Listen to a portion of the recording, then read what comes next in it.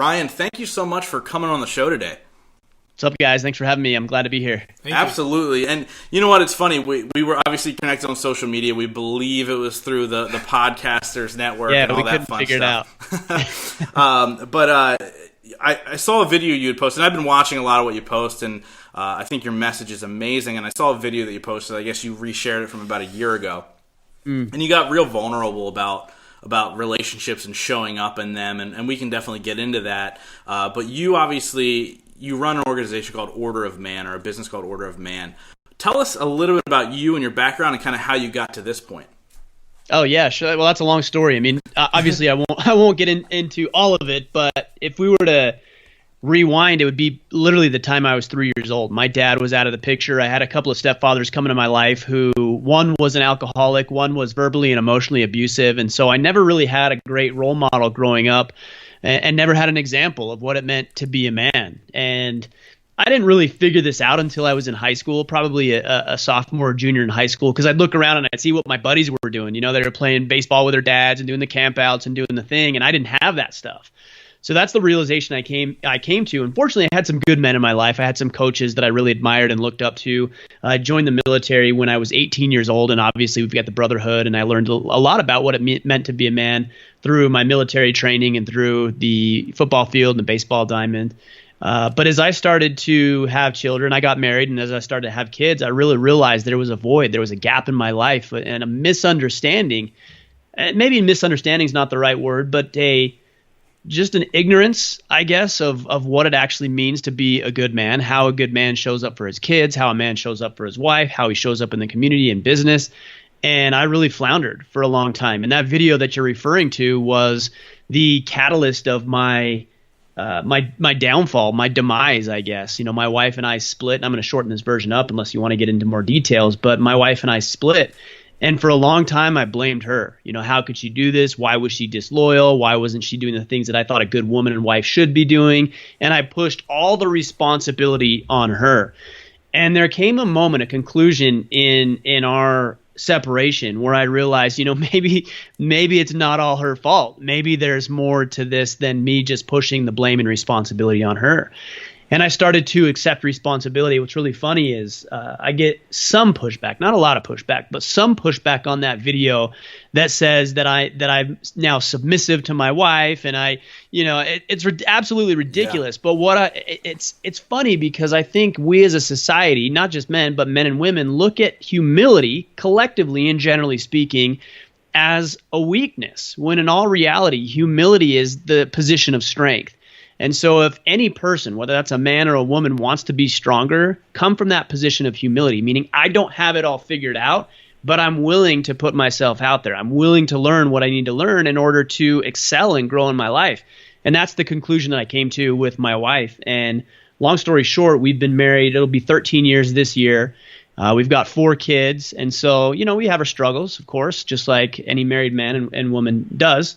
But things are good, and we know how to communicate, and I know how to accept responsibility. So the long story, or I guess the shortened version of that, is through all of these experiences, I felt like I had something to share. And that's when I started Order of Man, which has been going on about 2 years now. And it's grown rapidly because the message really resonates with a lot of guys who are experiencing a lot of the same things that I did. And so we're on a mission to help with that. Which is incredible. And you know, it's funny, you talk about how when you guys originally split, you pushed all the blame off on her. It's her fault. She didn't do what she needed to do.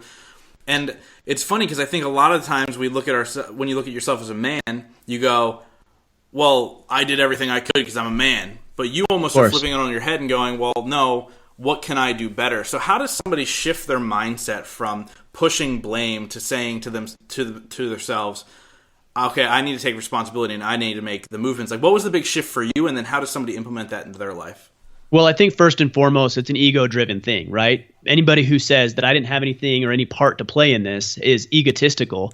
And at the end of the day, this is the question that I think men need to start asking themselves, and women too.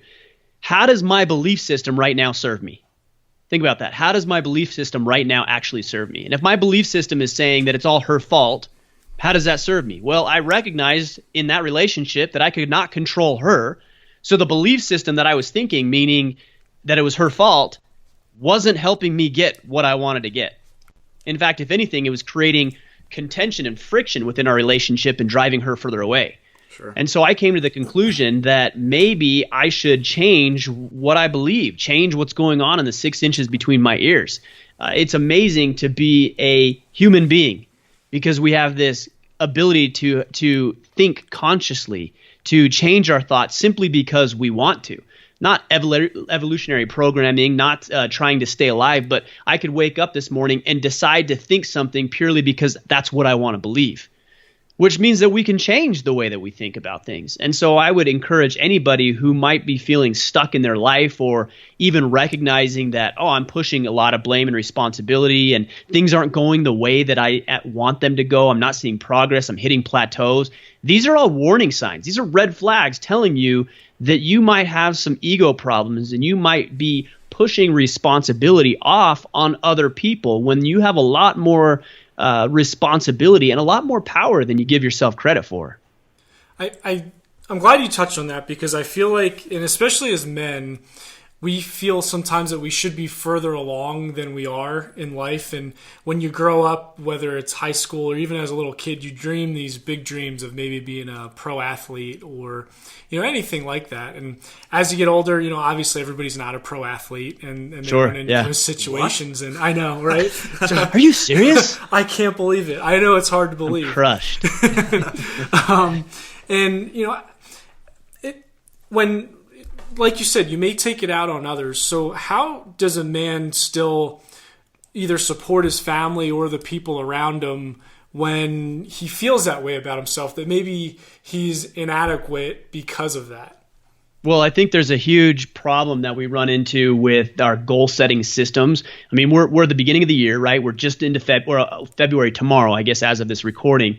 And there's an idea that says that we need to have it all mapped out and we need to have this system all figured out. We need to know what's going to go on in the next 12 months and we need to have these ambitious goals and dreams and aspirations.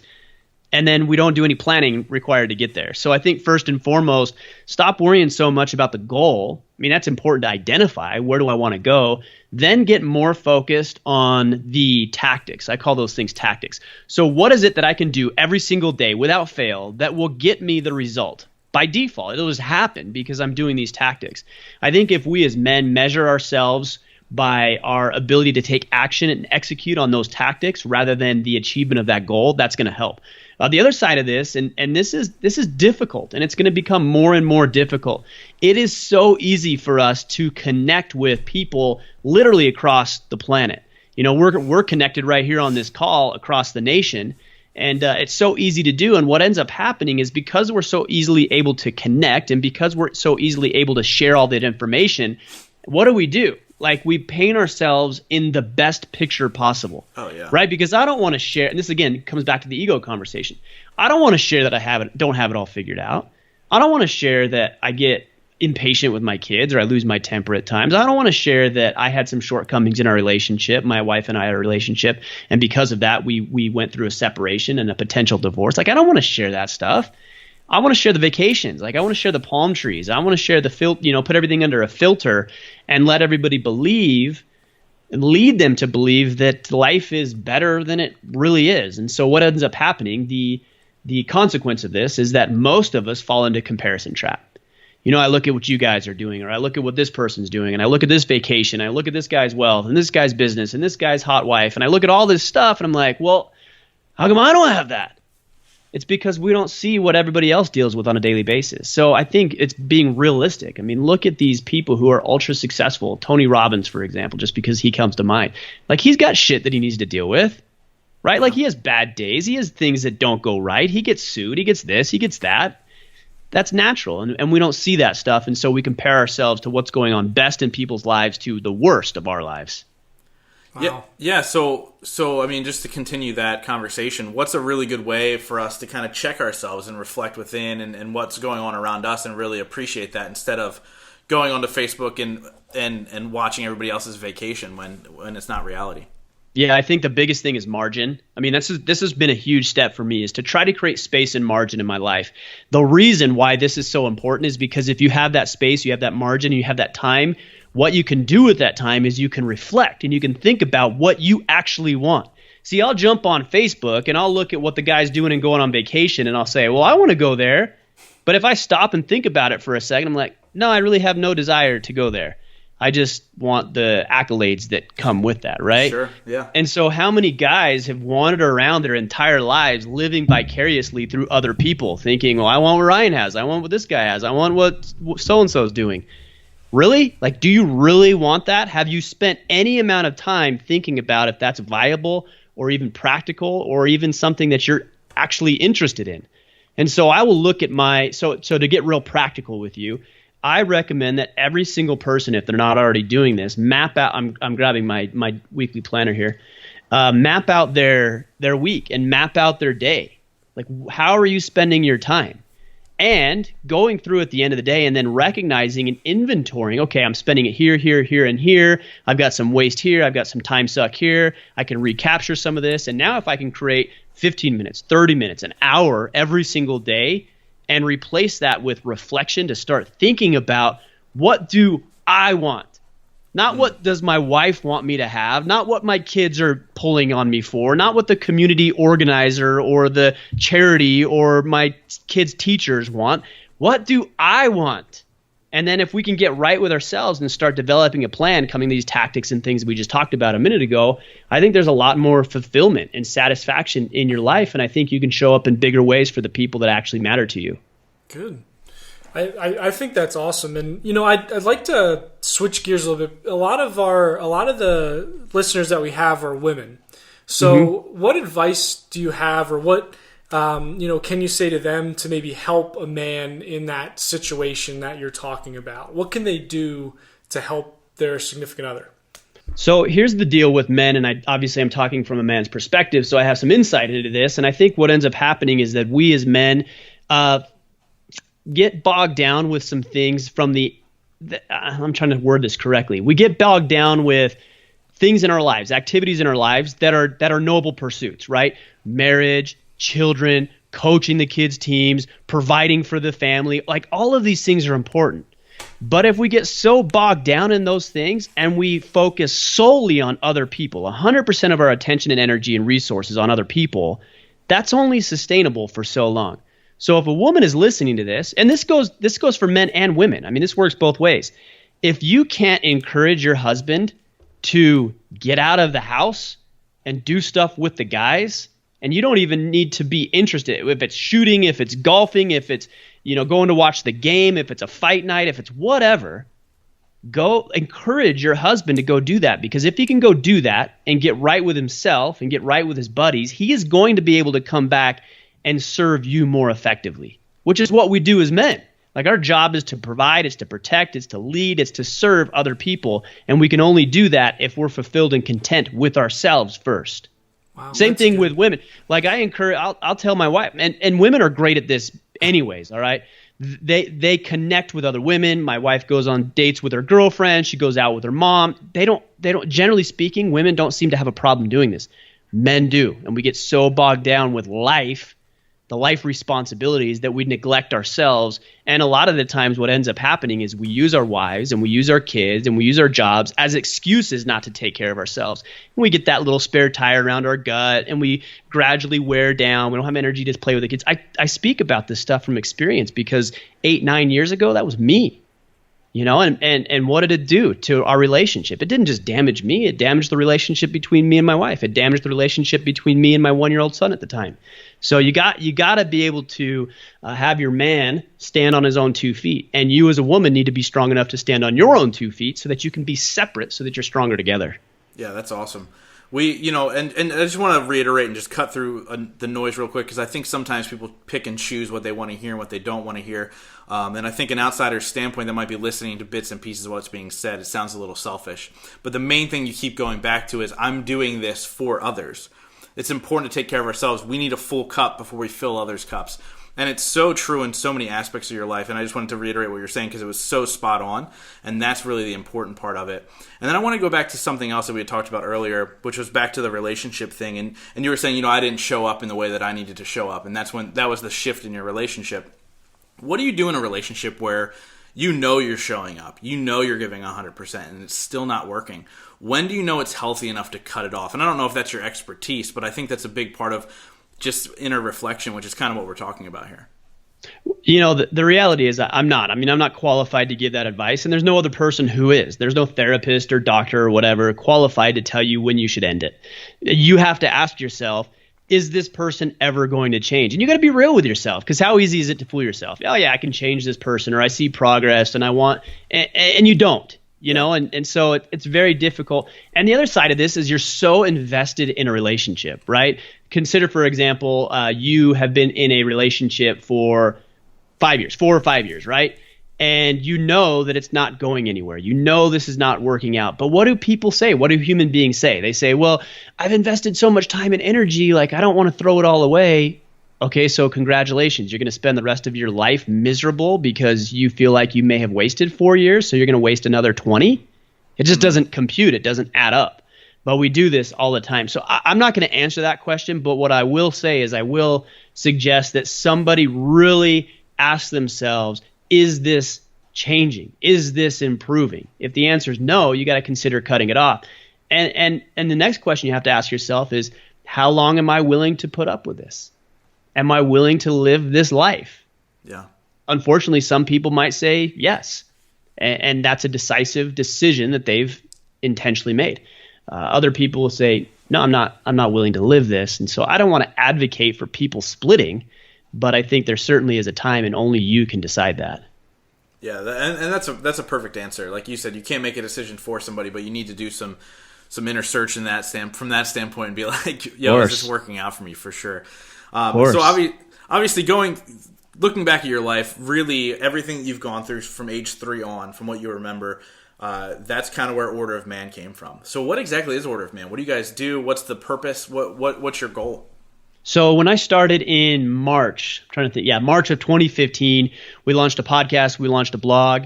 And the reason I called it Order of Man is because I wanted an organization. I wanted like a society or a fraternity, a brotherhood, just an organization of men where we could rally around each other. Like I said earlier, men aren't really that great at this, generally speaking. We get into this lone wolf type syndrome and think that we have to face life and everything that life has to offer by ourselves. And if we ask for help and we circle around with other guys and circle the wagons, that somehow we're weaker men. So my motivation and my desire was to create a tribe of men who could gain insights and experience and resources and connect with other men who have experienced similar things, who have overcome similar things. And so we've got a Facebook community, we've got the blog, the podcast, we've got an exclusive private mastermind that we host as well, all centered around men helping each other with some of these common challenges and trials that we run up against on a daily basis. That's perfect. Wow. So to you, what is a man? How would you define? Yeah, good question. Because we've got males and we've got men, right? I did a podcast earlier and somebody said the same thing, and I said, very simply, a male has a penis, right? I mean, that defines a male. But what makes that person a man is the ability to be responsible and accountable for himself and those he has an obligation to be responsible and accountable for. So I'll give you an example. I've got 4 kids. 3 of them are boys. My oldest is 8. He's not a man. He's a boy. And the reason he's not a man is because for the most part, he doesn't have any responsibility. Yeah, he's got to take the trash out every Thursday or whatever. But he's not accountable. I'm still accountable for him. The things that he does, the thing that he says, the way that he behaves is on me, right? And so if you were to go back 100 years or 200 years, we see these boys who are turning into men sooner. Why? Because the dads were gone. Either they died or they're off to war. And so these boys now are tasked with responsibilities of the house. Like, I'm the man of the house, right? I've got to take care of women. I've got to provide some of this income to the family. And so they become men faster because they're responsible and accountable for some things sooner. On the flip side of that, we see this more and more as we see males who are 30, 35, 40 years old, and they're still living with their parents. So yes, they are adults, but they're still boys because they're not responsible or accountable for their own lives. And they've got their hand out like, please give me more because I can't do this myself. So the short answer is somebody who's accountable and responsible for himself and somebody has an obligation for. So someone who has those responsibilities, whether they have a family, with kids, without kids, a wife. And how do they know they're an actual man and they're a good man? How do they realize it? And then how do they be the best at it? Yeah, well, that's a tough question because it's defined so differently for everybody else. Everybody's a little bit different. I think the bottom line, how do you know you're being a man? Well, you're getting the job done. I mean, that's the bottom line. Are your kids fed?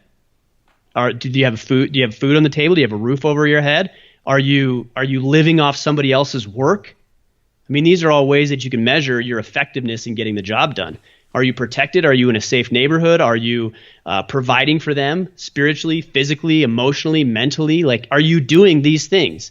And if you're not, I'm not going to say you're not a man, but I'm going to say that you've got some improvements, some things to work on. To your next point, I don't know if you really ever get to this ideal man. You know what I mean? Like, I'm always trying to improve. I'm always trying to build and develop the relationship with my kids. I'm always trying to develop and build relationships with people in my community and my wife.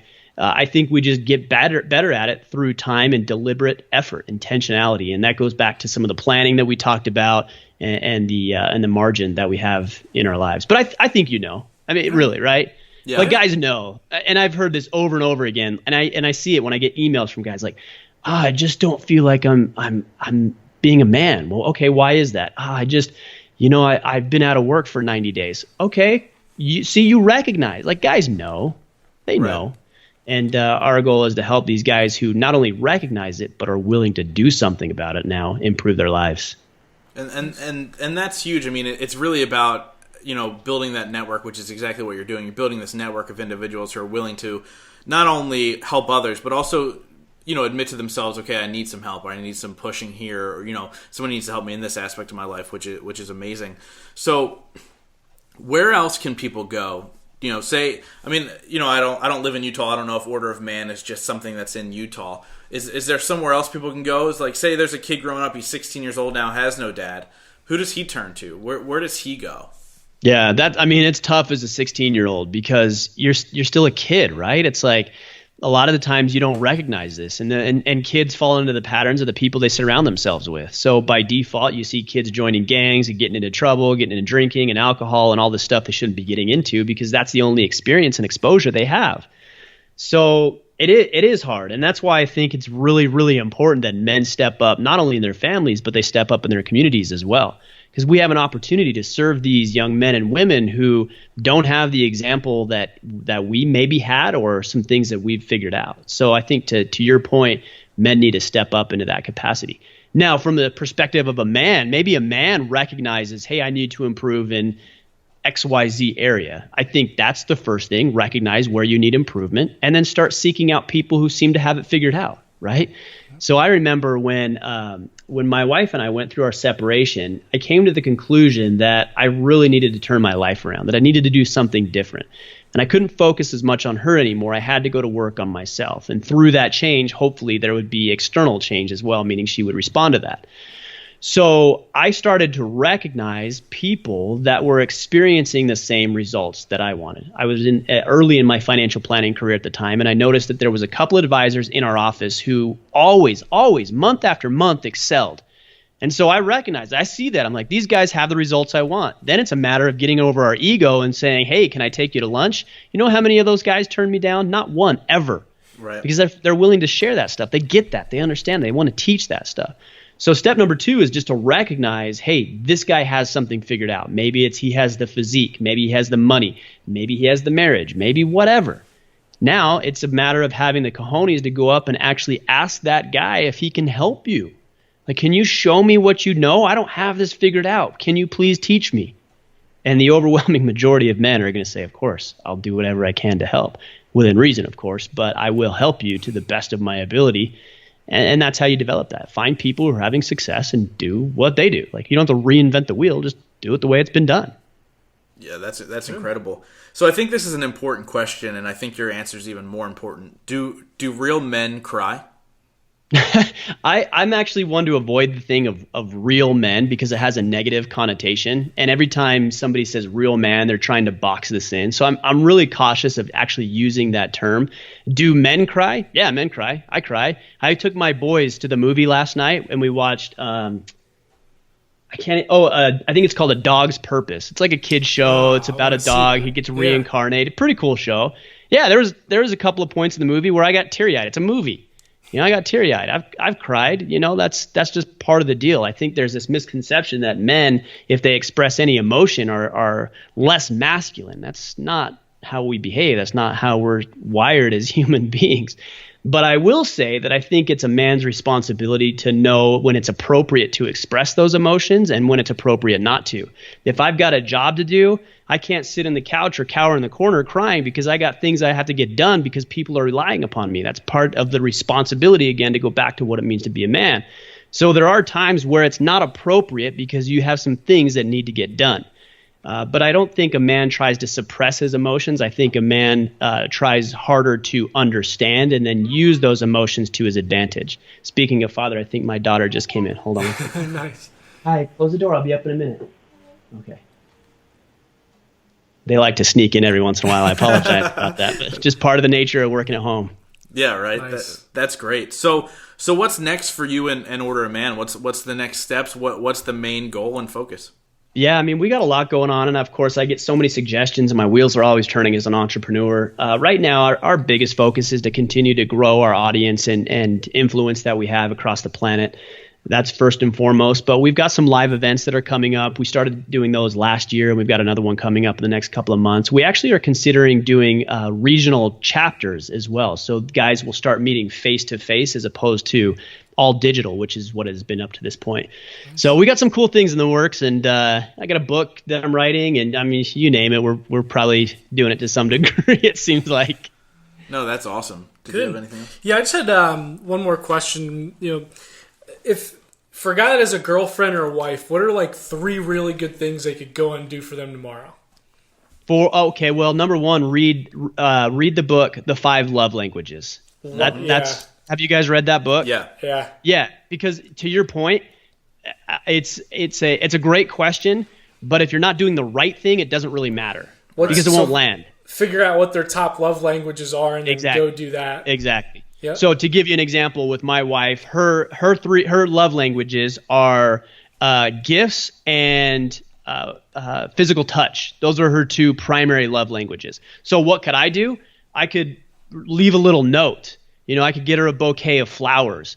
I could just give her I could walk up to her randomly and give her a hug. I could even walk by and maybe just give her a nice, like little pat on the butt or something like that.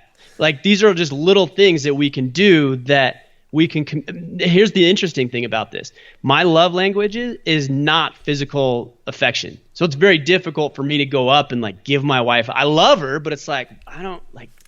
It's kind of like going for this awkward hug, you know what I mean? And so to your point, it's doing something that's going to resonate for them. It's not about you. It's about how they're going to receive it. And so I think first and foremost, find out what her love language is and then start doing those these don't have to be earth-shattering, life-changing sentiments. I'm not talking about yeah, that's right. Just a little pat. You know what I mean? Easy enough to do. No big deal. Oh, wow. No, that's good. Yeah, I do want to reiterate that. What's important to them, what they think is going to be important, because what you think or what you like might be different. Oh yeah. Well, I can tell you when my wife and I went through our separation, we actually went and saw a therapist, and the therapist asked me. In fact, I think she's the one who recommended the book, but she says, "Do you love your wife?" And I said, "Yeah, I love my wife." And she's like, "Well, how is she supposed to know that?" I'm like, "Well, what do you mean? Like, I go to work, I provide, I tell her I love her, which is my love language, words of affirmation. Yep. I tell her I love her all the time. I do this and that. I do the chores." And my wife's like, "That doesn't mean love." And then she said what she was doing. I'm like, "That's not love. Like, why don't you just tell me I love you?" It's this disconnect between how we're receiving the message.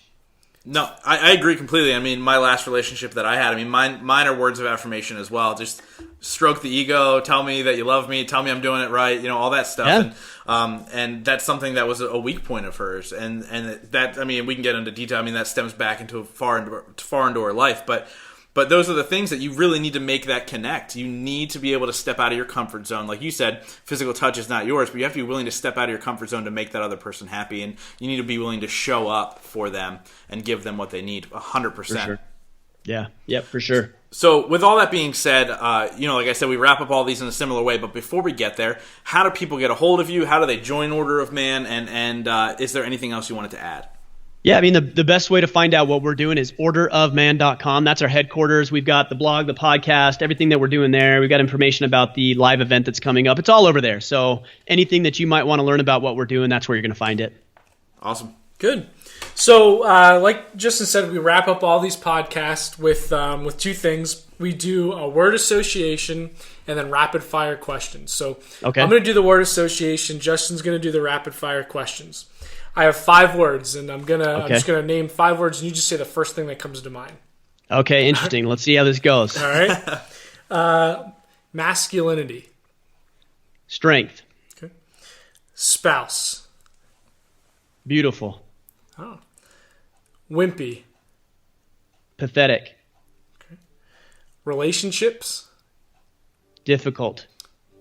And then the last one, iron. Strength again. I was trying to think of another word, but that's that's the same word. That's all. That was actually really fast. That was good. So obviously now we're going to do 5 rapid fire questions. Some are fun, some are serious, but we ask you this. Answer with only one word or at the most one sentence. All right, I got this. First one is, what's the best advice you've ever received? Take action before you're ready. I like that. Was that from the military? I don't know where I heard that, but it's always done well. And am I allowed to rebuttal though? I mean, because of course, yeah. It's just something that's always stuck with me, and it's always served me well. Yeah, I like it a lot. Next one is, who inspires you the most? My wife. Name a person, living or dead, that you'd like to get dinner with. Teddy Roosevelt. Nice. I'm actually not surprised by that answer. It's a good answer though. Yeah. Next one is, at the end of your life, if you could be remembered for only one sentence, what would it be? He took action more than anybody I ever knew. Something along those lines. Nice. That's perfect. Always willing to act upon his ideas and insights. That's awesome. So obviously we're called the Growth Now Movement, so we wrap up every single podcast with the same exact question, and that is, in your life, what has been your biggest moment of growth? That rock bottom that I hit, man. I don't think that you have to hit rock bottom, but I think a lot of times it takes you hitting rock bottom before you realize something needs to change. And it really shook my universe, and it caused me to think about everything that I believed about how I was living my life, and start thinking about that differently. And so I think a lot of people run from trial, they run from heartache, they run from adversity, and they run from struggle, when in all reality we should be embracing those things, if not seeking out those things in constructive manners. Because when we go put ourselves out there, we try things that are difficult and overcome those hurdles and those obstacles. Only through that can you become stronger and grow, like you guys are talking about. Awesome. Ryan, thank you so much. I mean, really enjoyed this conversation. It was a lot of fun. At first, I didn't get to say this earlier, but thank you so much for your service to our country. Super honored that you were able to do that for us, and blessed. And just thank you so much for everything, man. Yeah, thank you. Yeah, you bet. My honor. Yeah, thanks for having me on the show, guys. I appreciate it. Great conversation today.